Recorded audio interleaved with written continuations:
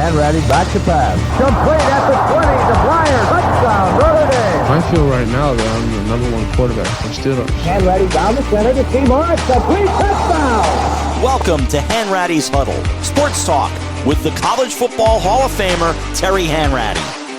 Welcome back to Hanratty'S Huddle. We are here. This is a draft day, post-day special with your host, Terry Hanratty of Hanratty'S Huddle. I'm Dave Toromeo. No Rob Adams today. He's on the air, actually, as we speak. So, Terry. This is a 2-for-1 week. This is a 2-for-1. We had Tom Lemming, who was sensational. Tom was is a great guest. Good friend. Yeah. And nobody does what he does. I mean, the man travels 50,000 miles a year by car to see in person. And he told us about how, some kids are 6'5", and he shows up there about 6'2.5".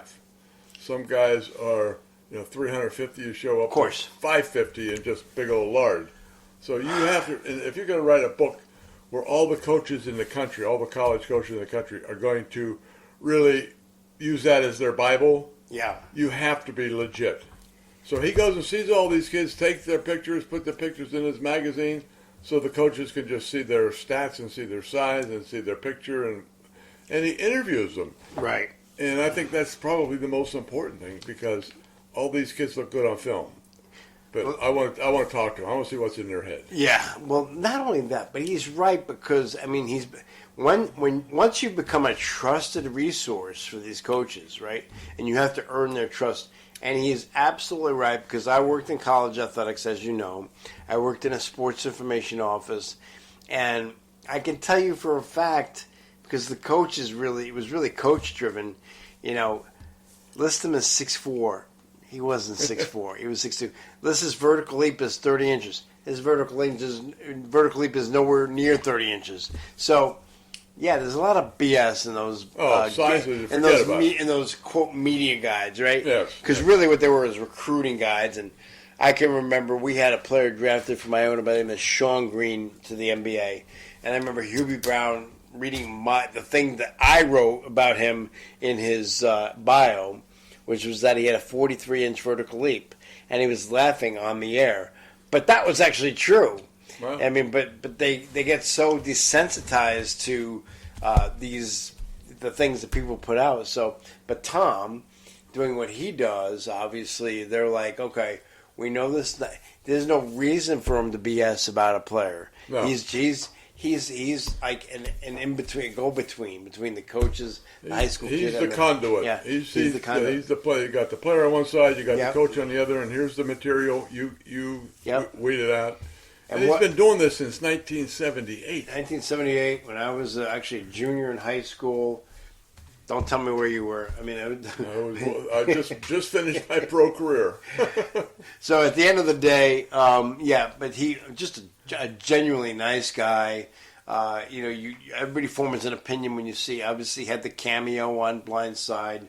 Actually, I think Blindside, really based off the book, was really about him, about his finding Michael Orr. Yeah, that's the key, finding Michael Orr. And I think that was. A great conversation. If you have a chance, go back and listen to that podcast. But today, we're going to circle back because we have round one in the books here. And Rob, by the way, wanted me to tell you he's very happy that the Steelers did not go for Shedeur Sanders with their first round pick. Oh, I agree. Yeah, we just finished the biggest gamble in professional football every year. Yeah.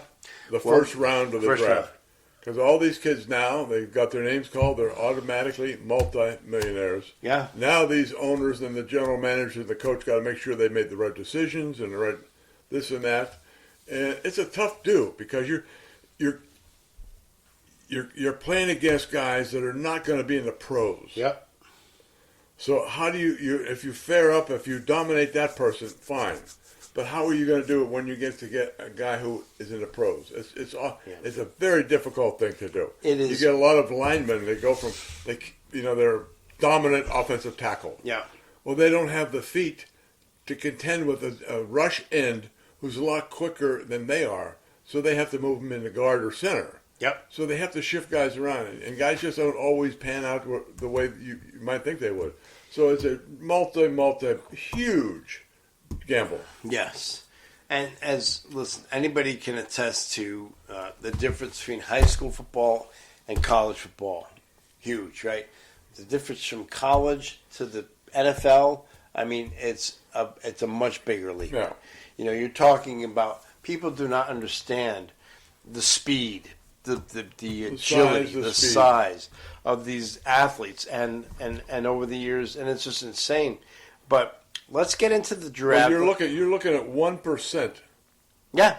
Of all college, top 1%. All college football players make it to the NFL. So that's an elite crowd. Elite, and obviously, and anytime you deal with something like this, you know, you're going to have hits and you're going to have misses because some of these guys are just going to come out and they're not going.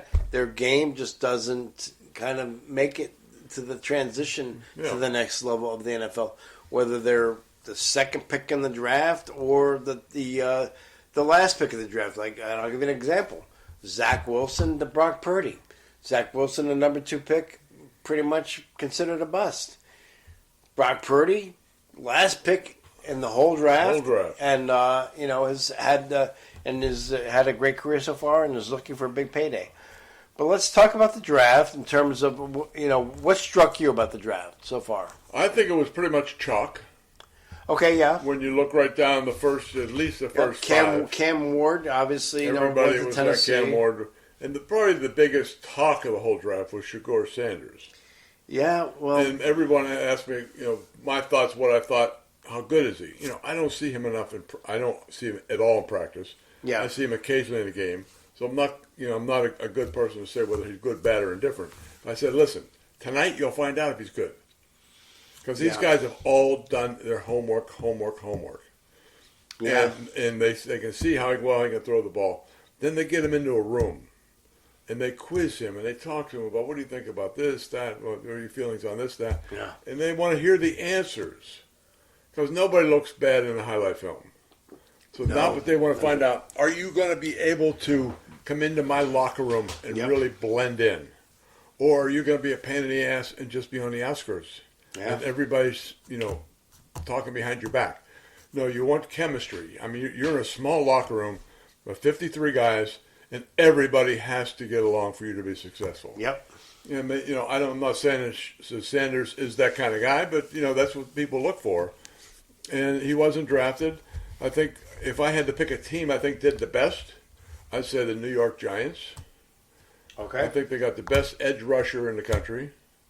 Then we both like Jackson Dart. I did like him. I mean, I was on him. I mean, before I think we were on him, just like we were on the kid from Oregon last year, Bo Nix. I mean, I think I just, you know, the good thing is he's going to have time to develop. It's not like they're looking for him to come in and start. So I think that will be helpful to him. I do like him. I am a little surprised that Sanders has dropped out of the first round, but I think there's more there than maybe meets the eye. It tells you something that people are finally smarting up. Yeah. Then they're going to draft what I need. Yeah, that's a great point, Terry. Because I said that to my wife last night. I said, these guys, you know, because you saw offensive tackles and defensive tackles, you know, the first 5 picks, and then the Jets taking an offensive tackle. I said, they're finally getting smart to this whole process. Well, even the Steelers, look what they did.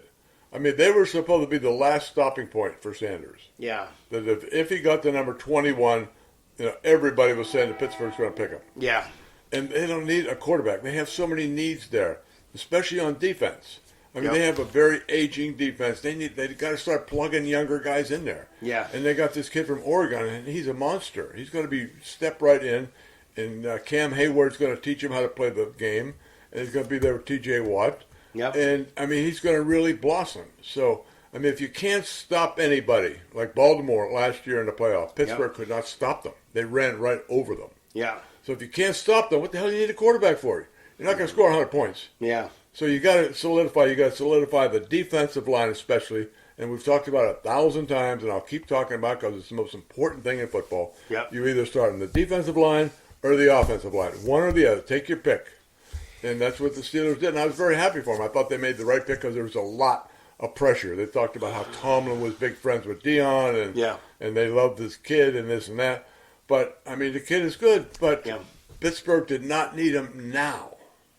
Well, that's the point, right? You have to look at this as an organizational process, not just for this year. And I think that's what Cleveland did by trading. You know, that Jacksonville gave up a lot for that number to get Travis Hunter, and you know what?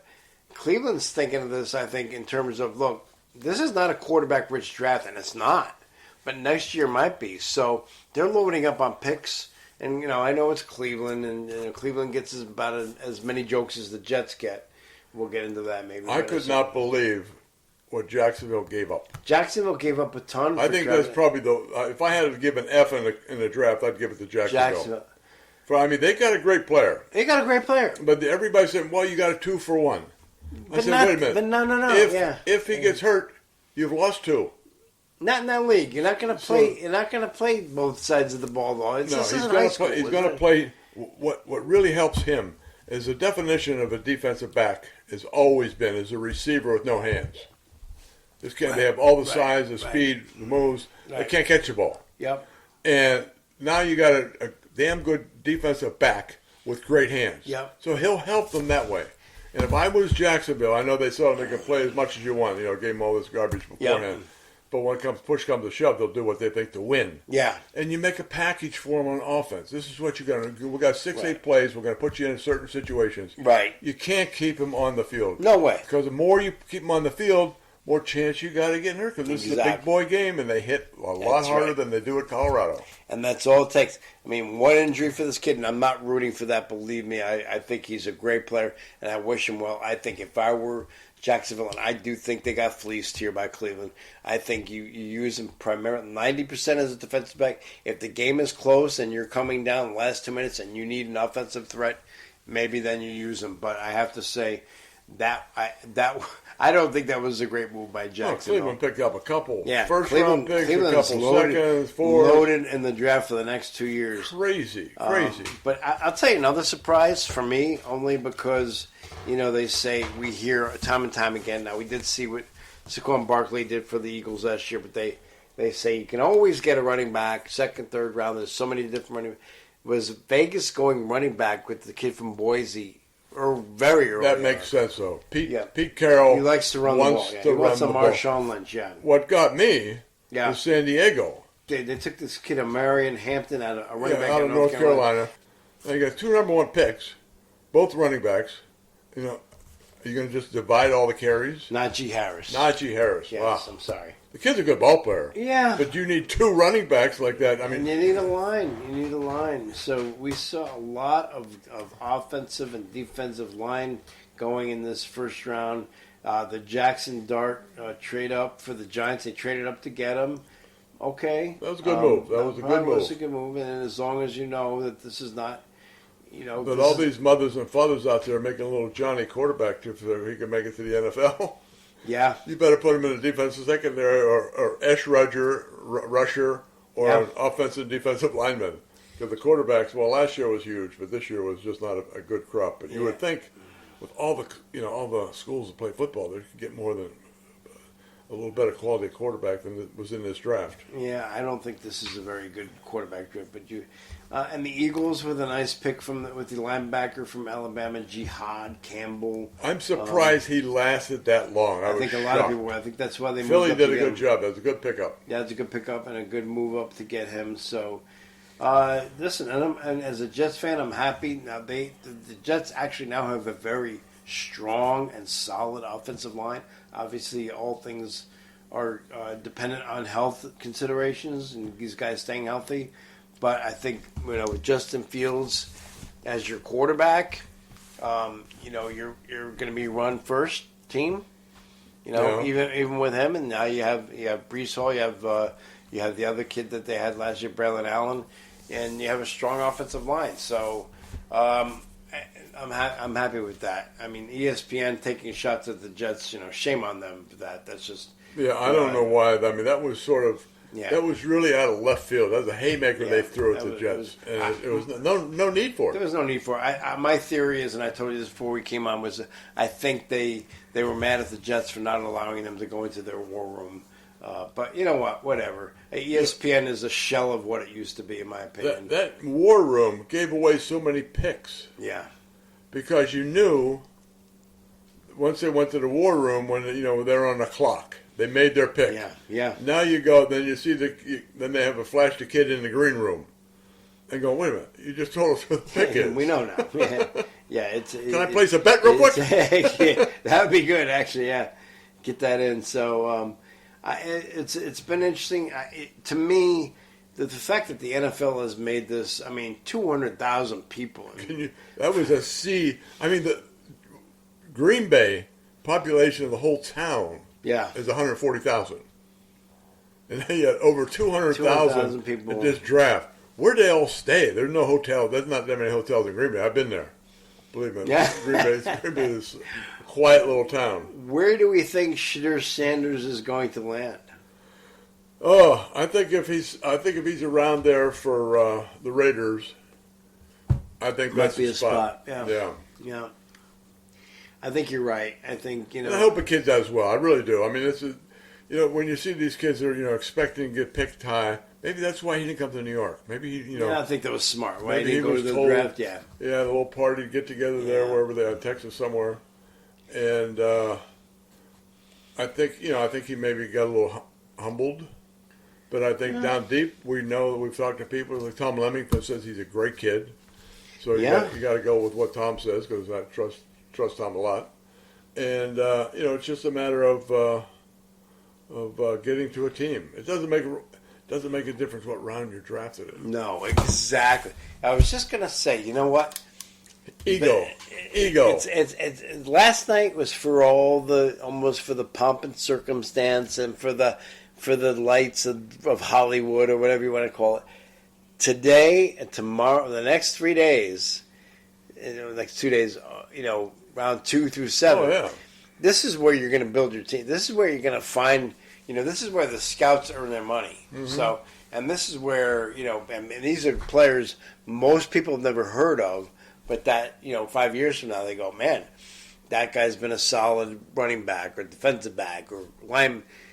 This is where players really can, make their name, and that's really the point of the draft. Has obviously become an event, and the first round is, the fluff, right? Well, they started all this in New York. Yeah, right. Several years ago, and I was the first person in that group because the second round they pick a person from the team to announce their pick. So the Steelers asked me, I think since I live so close and they didn't have to pay for airfare or hotel room, they asked me if I'd stop down and make the pick. But it was funny because you're sitting in the green room, and all of us are there, former players sitting there, and we have no idea. Obviously, you don't have no idea what the picks are. But all these names and these kids today, there's no more Bob Smiths. Yeah. There are some names out there that I can't pronounce, and I feel bad that I can't. But everybody's under the gun, saying, "Oh my God, what happens if I ruin this kid's big night in his draft and I screw his name up?" That was the talk of the whole green room. Yeah, it was absolutely from man to man. And I got up there, and I saw the name right, but you see it like 2 seconds before you go out on stage, and. Now I'm thinking I'm having another senior moment here. I had the kid who was my son's teammate at Notre Dame, the defensive end, and I got his name. I knew it off heart, boom, and I looked like a hero. Yeah. Well, good for you. So it's funny looking at the.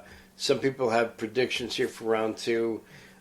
Some people think the Browns are going to take Shedeur Sanders because I think they have that 32nd pick and. It will be interesting, and it will also be interesting to see where. Now, I got this wrong on the Coach's Corner podcast, and I apologize. We have a kid from New Canaan who was a tackle at Boston College who was expected to be drafted. Connolly. Jack Conley. Yeah. And I said Will. I think Will is his brother who played at Fordham. So my apologies to the Conleys. But yeah, so that's listen. If Duquesne and we believe that Lucas is also still being looked at. We know Zach is a star with the Broncos, and Duquesne could have 3 NFL players here next year if Conley gets drafted and sticks with the team. So I think Conley will get drafted. Well, that's what Lou said. Yeah, I mean, yeah. Boston College always puts out really good offensive linemen. But here's the thing: you can't teach size. No, he's a big kid. Though. He's a big boy. So yeah. He's 6'5" to 320, and it's like Lucas. I mean, you just can't. Now Zach is a big kid, but he works his ass off. I mean, he's always in the gym. He's always Zach Allen. We're talking about. Yeah, Zach. I mean, so and he's talented. So Zach is due probably for another good payday, and good for him. So I don't know. I mean, Stephon Tuitt. Oh. He's the guy that in the draft I called the name for the second round of the Steelers way back when. Well, I would have screwed that up, Terry. So and that was interesting because as soon as I looked at it, I went, "Oh, there it is! I got it! I know Stephon." Oh, so, okay. Well, not a problem. You got lucky. Got very lucky. All right. So, in terms of the Steelers, we know that they did not take a quarterback in round 1. Any thoughts on what they might be looking at going forward here? Well, I think if they have a shot at him, I don't think he's going to last in the second round for the Steelers. It'd be 42nd pick. So I think you might see Cleveland make another trade. Think so? I think there's teams that like the Raiders may want to get Sanders. And Cleve may be happy with what they have at quarterback. Well, and now they could get a couple more draft choices and really come out of this draft as a future draft, where they have all these 1s, 2s, and down the line. Well, the problem for the Steelers is now they picked this kid Derek Harmon, defensive tackle out of Oregon. He's very good. I've seen him play. Okay, he's a menace. Okay, yeah, he's a big, strong kid, fast. 21st with the 21st pick. Good pick for the Steelers there. They don't pick again until the 3rd round. They have 83rd pick. Yeah, they gave up the 2nd pick for Metcalf. And then they have pick 123 in the 4th round, pick 156 in the 5th round, pick 185 in the 6th round. So these are, and you know what? The other thing is, don't forget also, there are always a great number of players who do not get drafted. And a big part of this process is, once that draft is over, getting on the phone with those undrafted players and saying, "Hey, let's get you in here for a tryout," right? Yeah. Sometimes it might be just better. Sign them. Yeah. Forget about the tryout. They've already worked these kids out, right, so they to be signed for a free agent contract tryout. And sometimes, as a player, it might be better because you can choose. You can say, "Hey, this team needs like a player like me." Yes. As opposed to just being, you drafted me, now you own my rights. So if you're not going to go in the first 4 rounds, you're better off to be a free agent because you can pick and choose where you're going to go. Yep. The money's going to be less. Yep. But you got a better shot of sticking and actually playing. Yep. Then the money gets really big. There you go. All right. So before we sign off, any thoughts about the day you were drafted? You want to share? Well, the day I was drafted, I'll never forget. I'm sitting in my dormitory at Notre Dame. Yep. What was the name of the dorm? There was no Walsh Hall. Walsh Hall. So there was very nice. There was no New York involved. No, I understand. Yeah. Or no other city. New York didn't exist then. And our athletic or our sports information director, the late great Roger Valdesari. Yeah. Oh yeah. And he was calling me on every 5th pick. He'd call me and tell me. So I waited. Got drafted the second day. But that was it. I mean, I got a call from Chuck Noll. They said, "Listen, we just drafted you. Blah blah blah blah blah blah blah." Nice. Then I went in and we had a quarterback, and it was nothing. I mean, in the Heisman. I mean, I was top 10 3 years in a row. Yeah. There was no. You got a phone call. And back then, only the winner got a phone call. If you didn't get a phone call, you're not going to win. So OJ got the call. I didn't. You didn't have a cell phone. You didn't. This is before. So you had to pretty much hang by your phone, right? I'm looking for the carrier pigeon to land on my Very windowsill. good. All right. Things have changed. So we will We'll recap this whole draft next week. I think that would be a good idea for us to do that. And obviously we're going to get some more great guests. I thought Lemming was terrific yesterday. But anything you want to add before we sign off? No, I think we're good. All right. Good luck to the teams tonight. Yeah. Good luck to the players. Good luck, a lot of tension going on. A lot of stuff going on, and a fun time of year, the NFL draft. And for Terry Hanratty and Hanratty's Huddle, I'm Dave Teromeo. For Rob Adams, who is on assignment, we say fare thee well till next time. Thanks for listening to Hanratty'S Huddle. Want to get in touch? Reach out on our Facebook page. We'll see you next time.